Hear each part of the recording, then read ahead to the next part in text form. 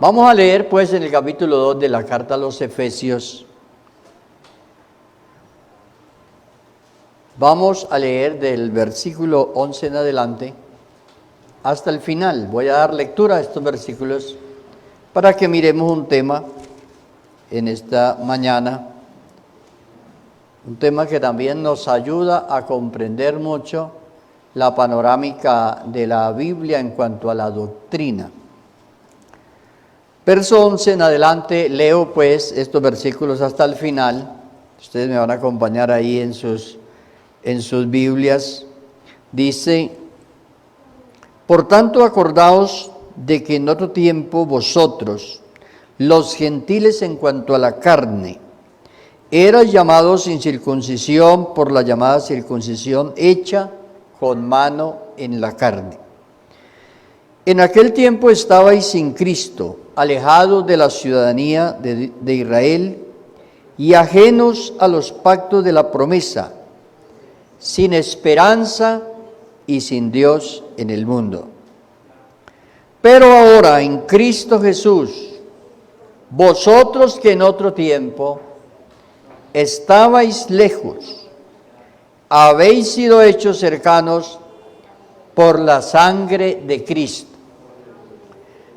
porque Él es nuestra paz, que de ambos pueblos hizo uno, derribando la pared intermedia de separación, aboliendo en su carne las enemistades, la ley de los mandamientos expresados en ordenanzas, para crear en sí mismo de los dos un solo y nuevo hombre, haciendo la paz, y mediante la cruz reconciliar con Dios a ambos en un solo cuerpo, matando en ella las enemistades.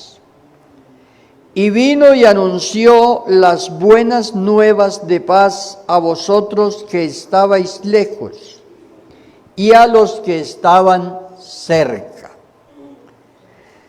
Porque por medio de Él, los unos y los otros tenemos entrada por un mismo Espíritu al Padre.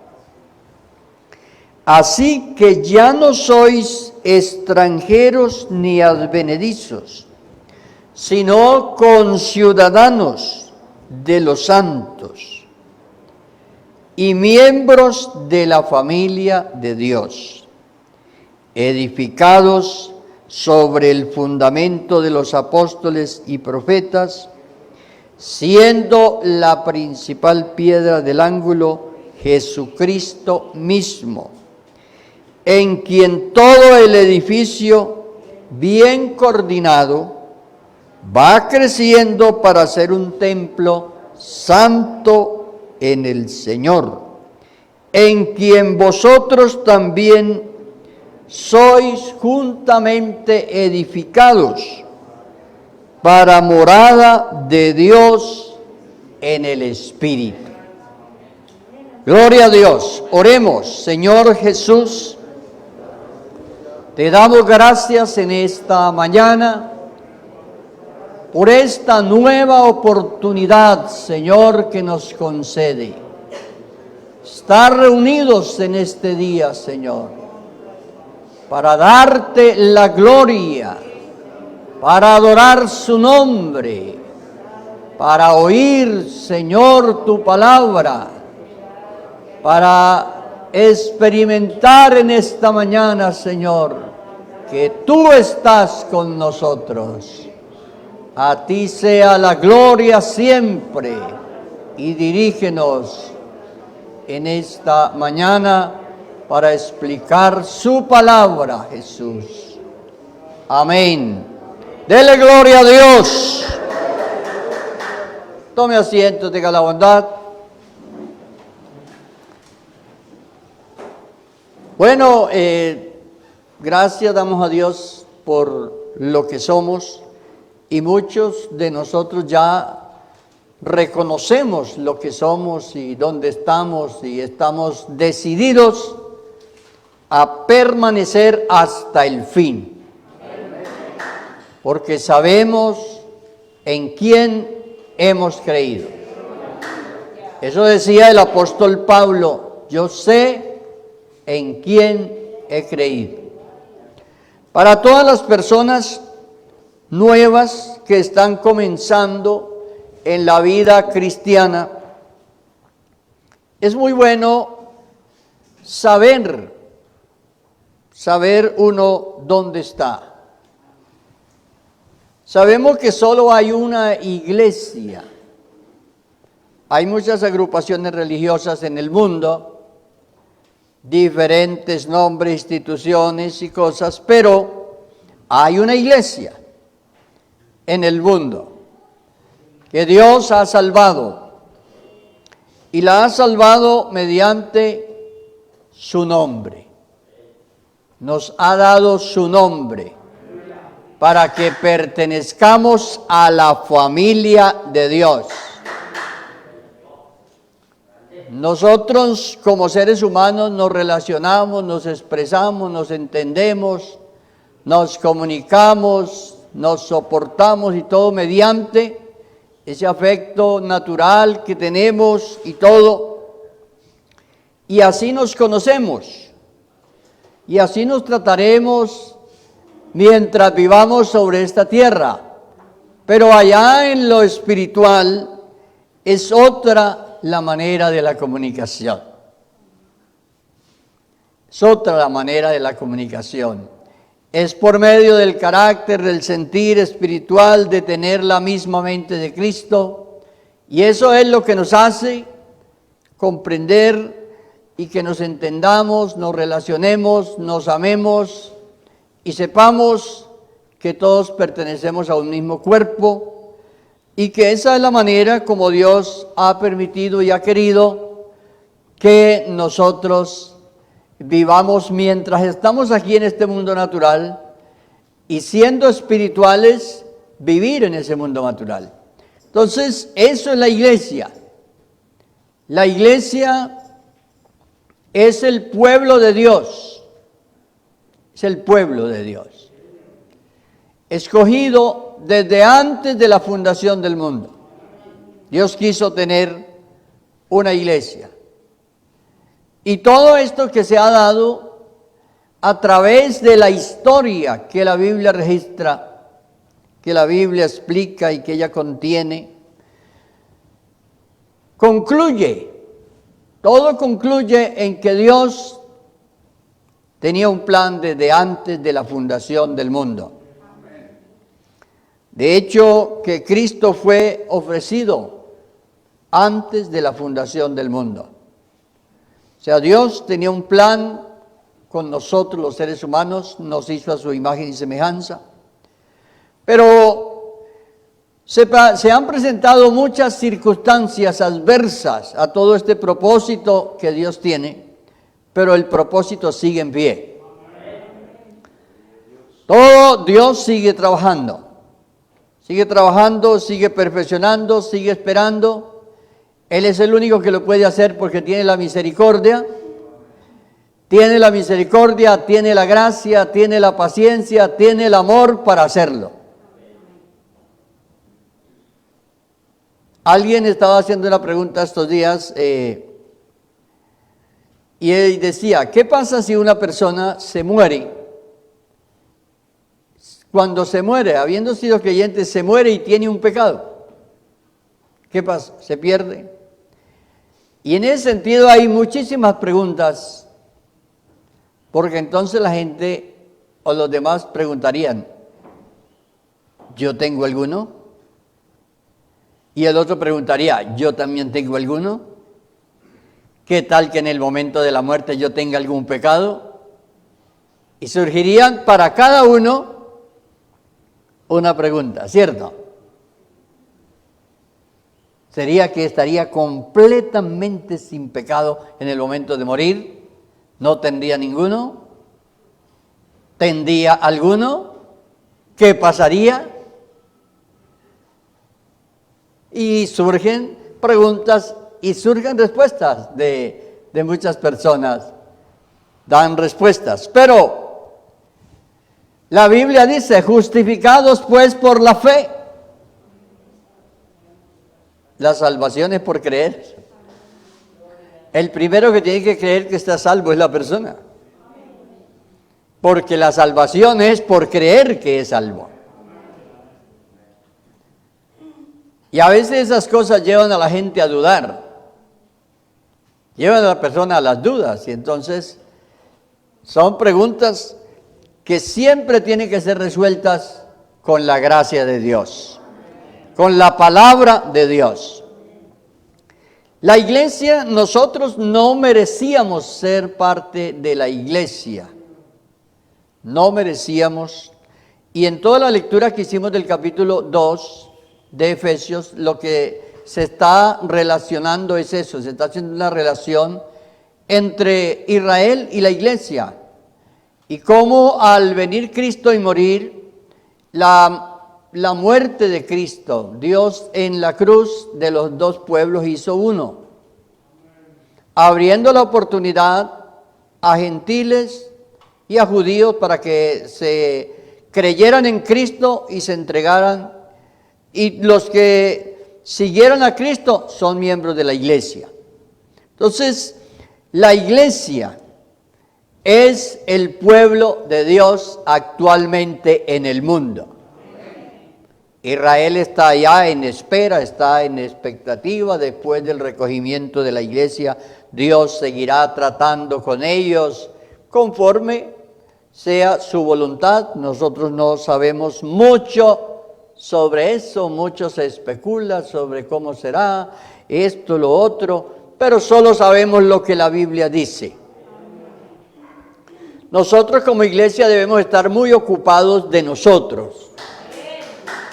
O sea, debemos estar muy ocupados de nuestra salvación. O sea, Dios no nos llamó para estar en el pueblo de Israel, nos llamó para ser la iglesia y estamos ahí ocupados. Nos llamó, nos dio la oportunidad, nos dio la potestad de ser hechos hijos de Dios y de esa manera pertenecer a la iglesia. Entonces, hay algunas alegorías en los escritos bíblicos del Nuevo Testamento que hablan de la iglesia y la comparan como algo. Y vamos a ver algunas de esas alegorías. Todo esto nos ayuda a comprender la panorámica de lo que la Biblia dice. Entonces, primera de Pedro 2, 4 y 5, en esta alegoría se dice que la iglesia es como una casa, que la iglesia es como una casa, pero ya una casa espiritual. Entonces inmediatamente pensamos, ¿por qué una casa?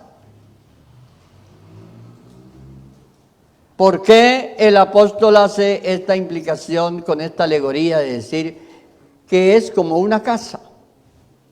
Que la iglesia es como una casa. Entonces inmediatamente usted empieza a pensar, bueno, ¿por qué una casa? ¿Cómo se construye una casa? ¿Qué es una casa? ¿Para qué es una casa? ¿Cierto?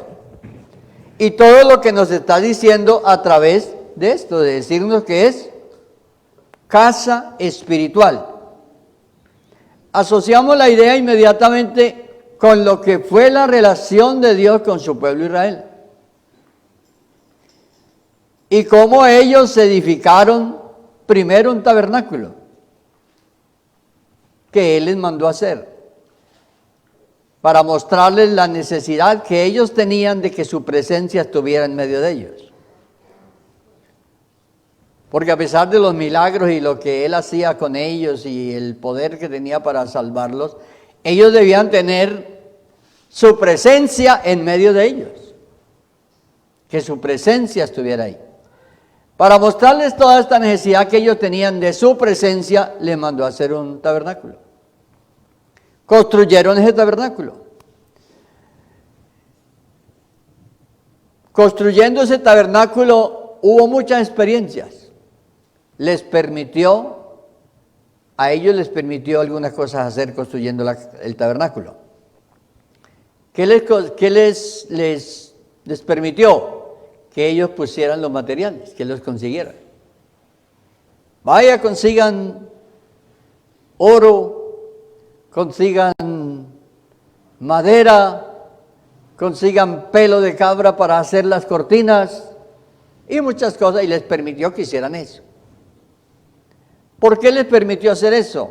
Que ellos pudieran, es la pedagogía de Dios, y todo tenía una enseñanza, porque la relación en ese momento de Dios con su pueblo, Dios les había dado la ley y les exigía obras, y les daba la oportunidad de que hicieran obras a ver si le agradaban a Dios o no. Entonces, esa casa fue construida así, después de la casa, después del tabernáculo, después de eso, el templo. Lo mismo hicieron, trajeron materiales, las piedras, todo, y edificaron un lugar. Pero no era el lugar que Dios quería. Dios no habita en templos hechos por manos de hombres. Ya Dios estaba trabajando y estaba haciendo esto pedagógicamente con el pueblo, pero no era apenas el camino para llegar al propósito final. Entonces, aquí tiene el sentido de usar esta alegoría para decir, ustedes son la casa. Nosotros ahora somos la casa. Casa, una casa espiritual. Y son verdades sencillas, pero muy prácticas, que si el creyente las interioriza, las vivencia y las tiene en su vida, le ayudan a tener la fortaleza y el dominio propio para mantenerse firme, porque él sabe quién es, Yo soy la casa donde Dios vive. Gloria a Dios. Yo me reúno en un templo con los demás hermanos y allá cantamos, lloramos, pero igual salimos de ahí, pero Dios no vive ahí ya. ¿Dónde vive Él? ¿Cuál sería la perspectiva si nosotros al mirarnos el uno al otro nos valoramos, nos apreciamos y nos tenemos por casa? Que yo me iré al otro y dice, esta es la casa. Esta es la casa de Dios. La perspectiva sería diferente, ¿cierto? Entonces fíjense cómo naturalmente tenemos esa manera de relacionarnos. Pero ya espiritualmente es otra la manera de pensar. Entonces, a eso es que se refiere la Biblia cuando dice, consideraos unos a otros. ¿Cómo veo yo a mi hermano? ¿Cómo veo yo al otro? Como casa de Dios. Yo creo que eso nos llevaría casi a la perfección de nuestras relaciones. Como deben ser, ¿cierto? Porque ya no estaríamos contemplando más cosas, sino viendo que es casa de Dios. Entonces, ¿tiene sentido lo que el apóstol está enseñando?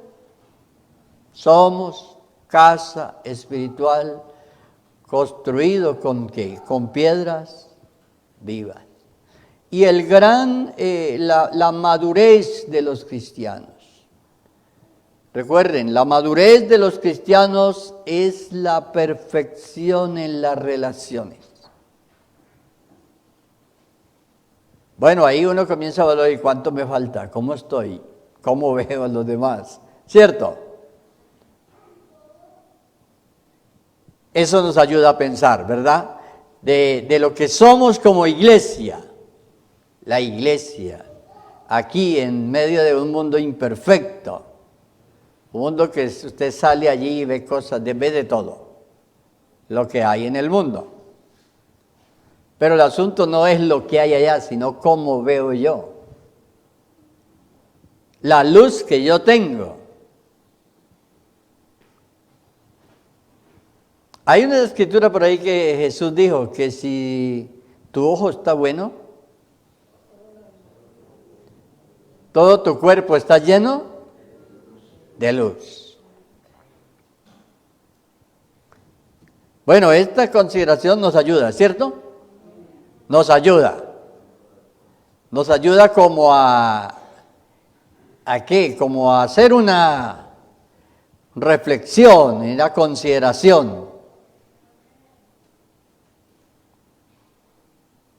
Uno oye, y no de ustedes, pero uno oye porque hay muchísimas cosas que uno oye respecto de las congregaciones. Y tiene uno interacción con pastores, a veces enseñando acerca de lo que es la vida espiritual de los hermanos. Y ve uno las grandes necesidades que hay. No para llegar al extremo de pensar, bueno, si me muero con un pecado, pero sí a que nosotros entendamos que es santidad y que vivamos en santidad y que alcancemos ese nivel de agradar a Dios, ese nivel de separación de lo que la Biblia llama mundo. Y lo que la Biblia llama mundo es el sistema de vida del mundo. Cómo viven ellos, cómo piensan ellos, cómo viven en esa mente natural. Y cómo nosotros tenemos ya la mente de Cristo. Todo esto lo decimos para que cada uno de nosotros, esto nos ayuda. Creo que es una mañana muy bonita para pensar en esto, ¿verdad? Y uno tiene su mente descansada. Está temprano, ¿cierto? Y hacer consideraciones y reflexiones sobre lo que es, lo grande, lo que tenemos, y no cambiarlo por ahí por cualquier cosa, sino permanecer firme. Todo para que suceda debe tener razones. Y por eso la Biblia dice en 1 Pedro 3:15, dice que estar preparados para dar razón de nuestra esperanza. Hay una razón de lo que somos. Hay una razón, y cuando eso está aquí, por eso dice, vuestro culto racional. Cuando se presentan las tentaciones y vienen las situaciones adversas, porque a todos se les presentan tentaciones de una o de otra manera. Entonces, siempre tener ese momento de pensar, ¿quién soy yo? Soy casa de Dios. Amén. Gloria a Dios. Otra alegoría. Vamos a ver otra alegoría que hay muy conocida por todos los lectores de la Biblia. San Juan capítulo 15, verso 1 al 5. ¿Qué alegoría hay allí?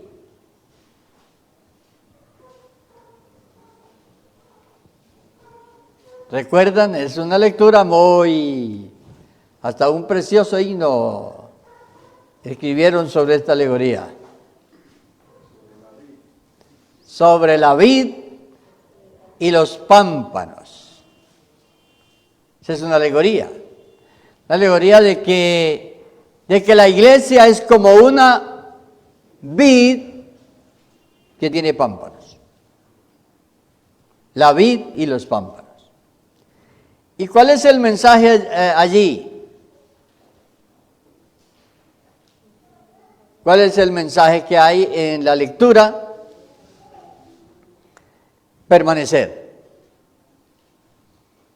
Permanecer unido a. Porque él dice, yo soy la vid,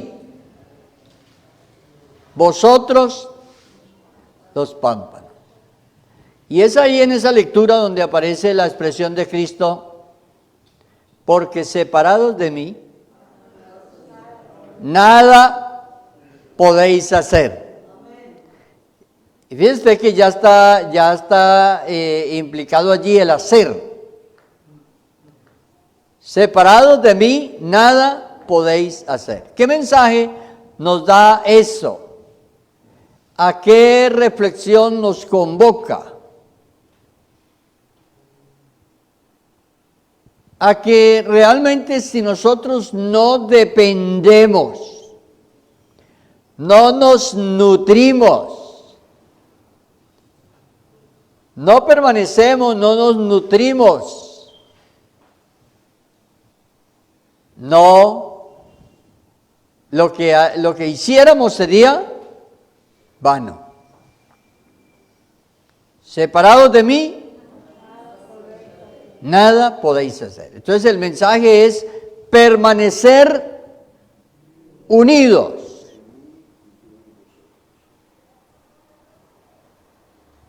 Permanecer unidos porque si está unido, se alimenta. Entonces, en el momento que una persona se separa, ¿cuándo se aparta una persona de la iglesia? ¿Cuándo se aparta?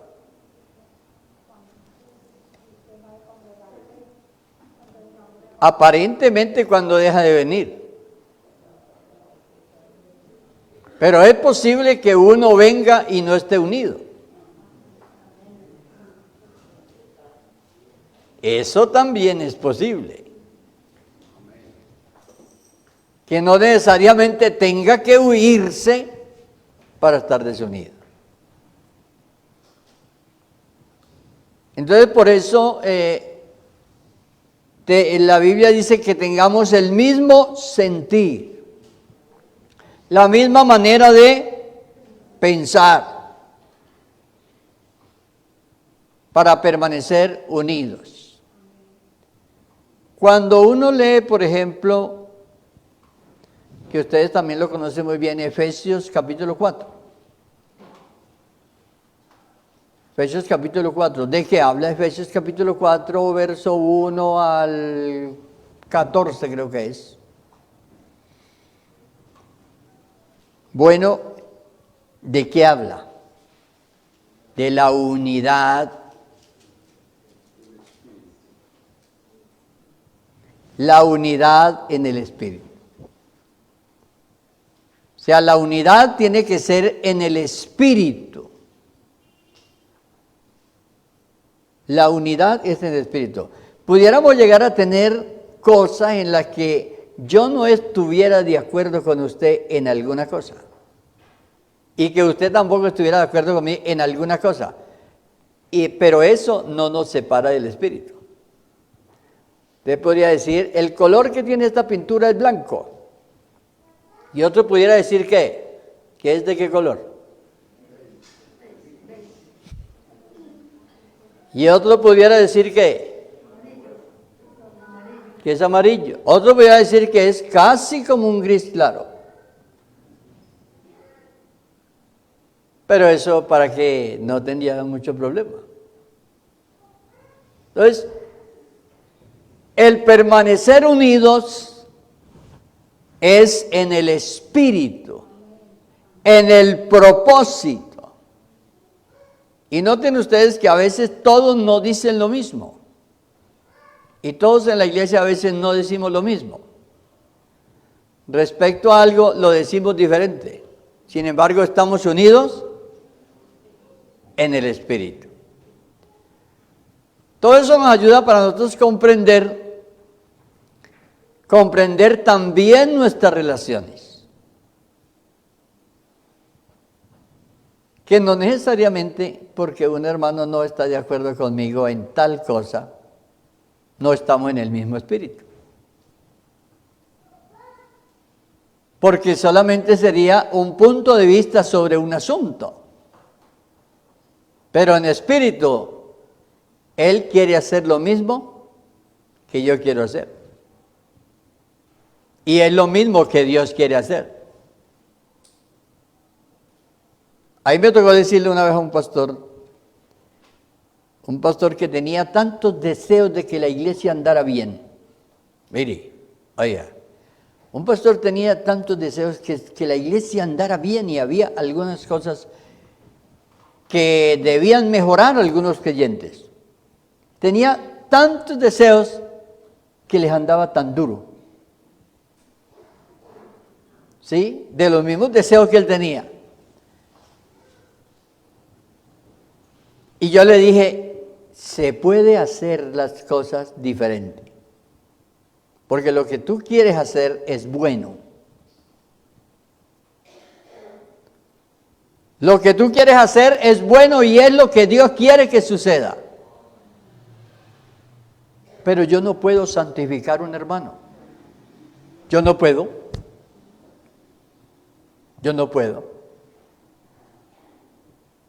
¿Quién puede santificar a un hermano?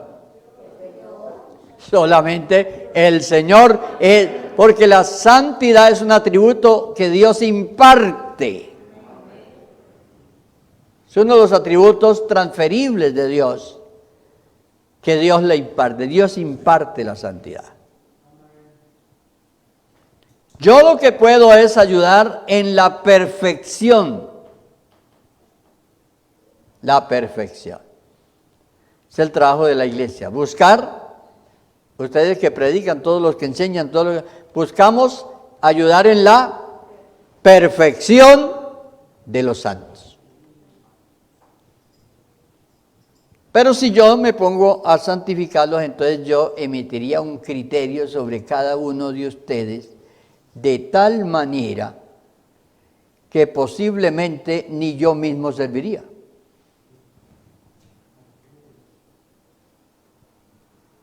Llegaríamos a esa conclusión.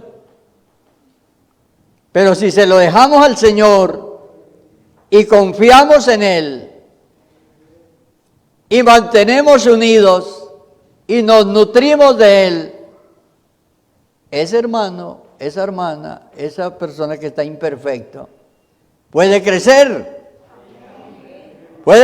en la perfección. Entonces, ¿tiene sentido estas alegorías? Estas comparaciones con las cuales se compara la iglesia. Entonces, el mensaje aquí es permanecer. Vamos a mirar otra alegoría y terminamos.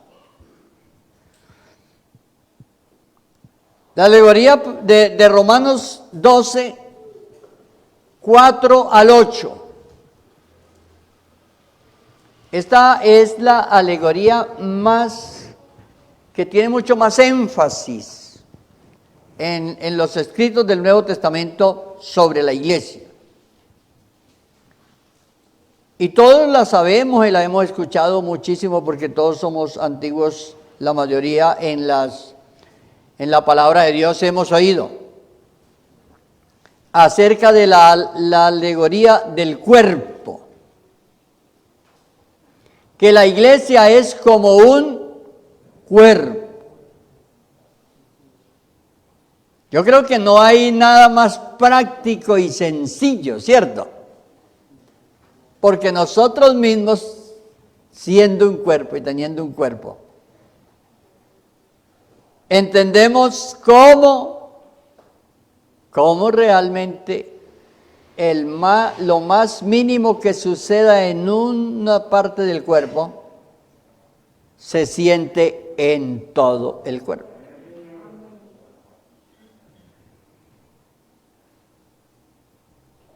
¿Qué reflexión nos deja eso? De pensar. Bueno, hay muchas cosas que pudiéramos pensar. Si es un cuerpo, si la iglesia es como un cuerpo, ¿necesita qué? Necesita nutrirse. Porque un cuerpo que no se nutre, se debilita, se enferma. Entonces debe nutrirse, ¿cierto?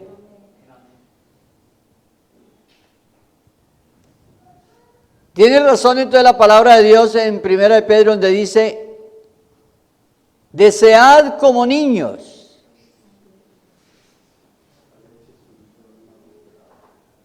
La leche espiritual no adulterada, que sea pura, legítima, sana. Entonces, un cuerpo bien nutrido está sano.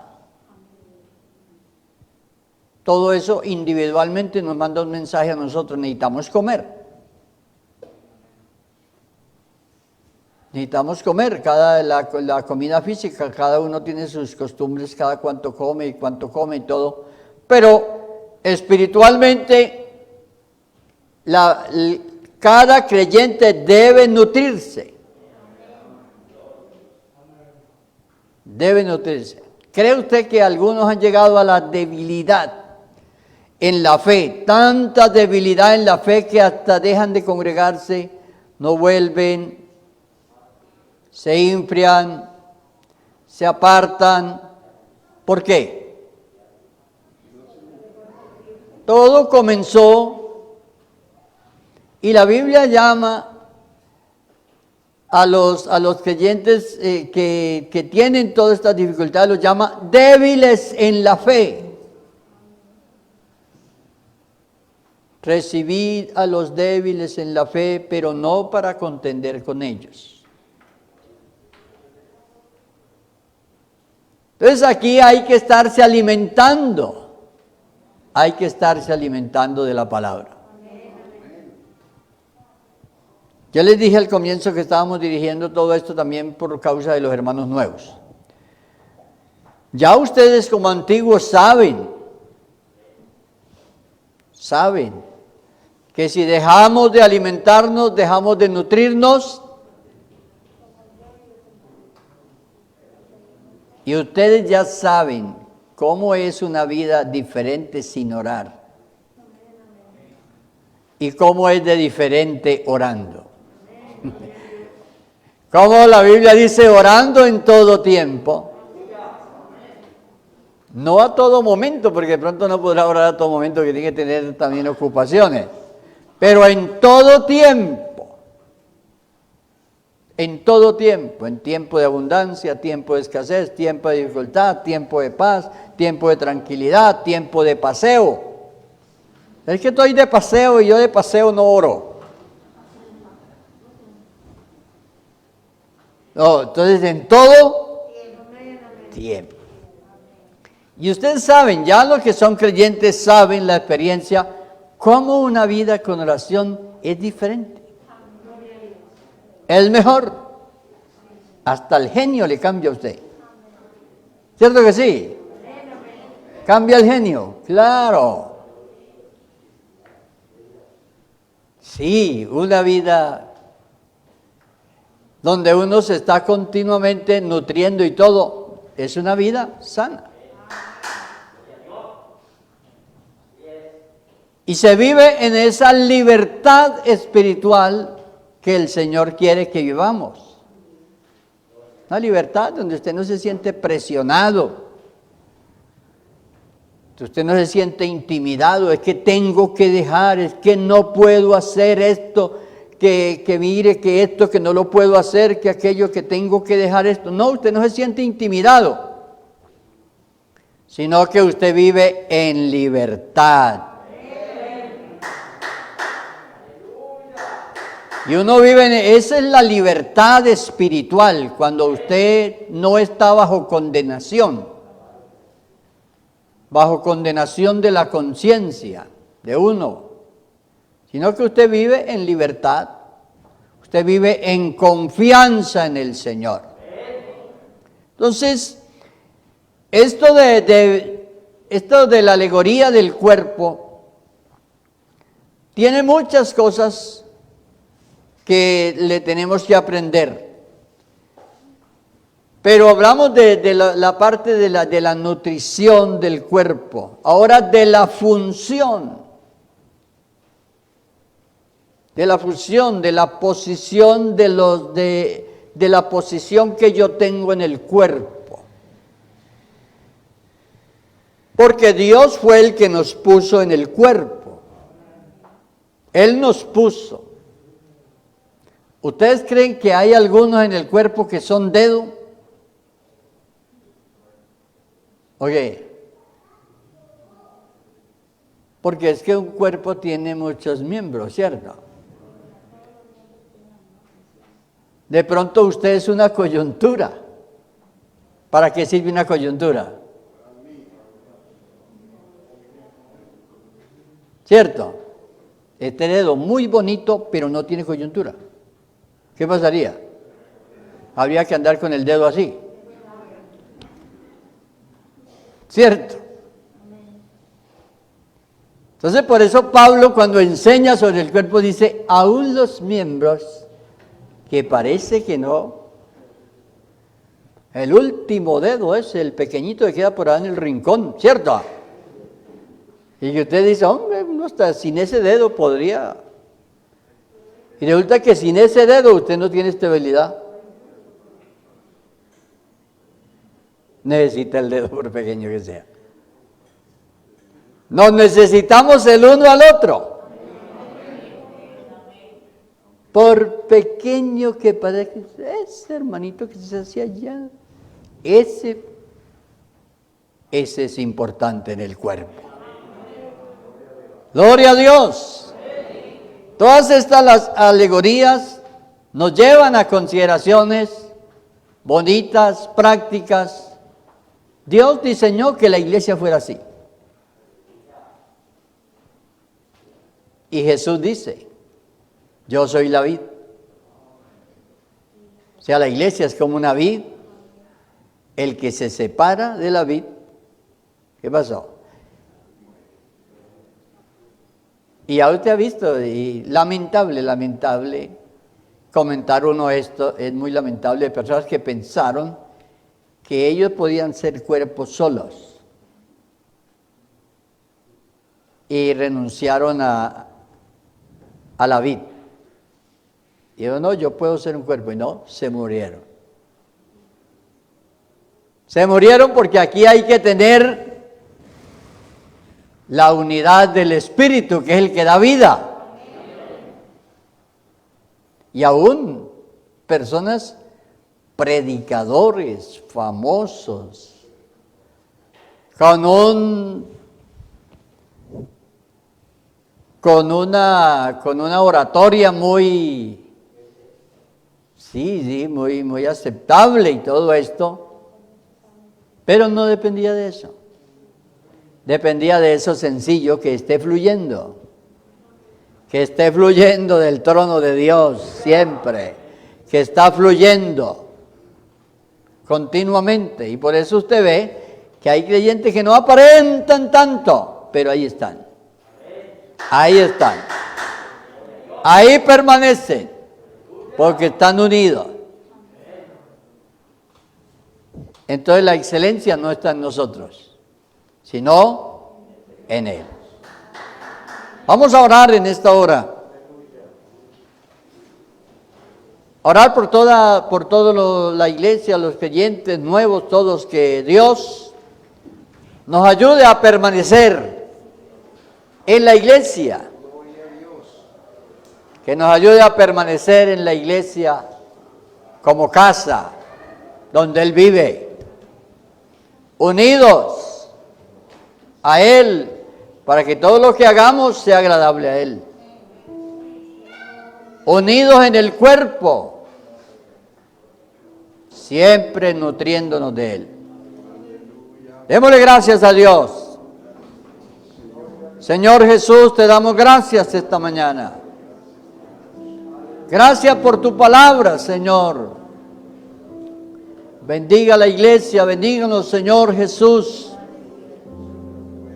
Ayúdanos, Señor, a permanecer unidos, a hacer esa casa espiritual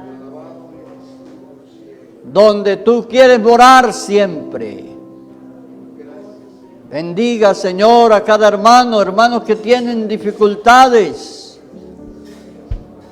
Fortalece su fe para que puedan continuar unidos en este propósito, en este objetivo de alcanzar la meta de la salvación. Gracias, Jesús. Gracias. Amén.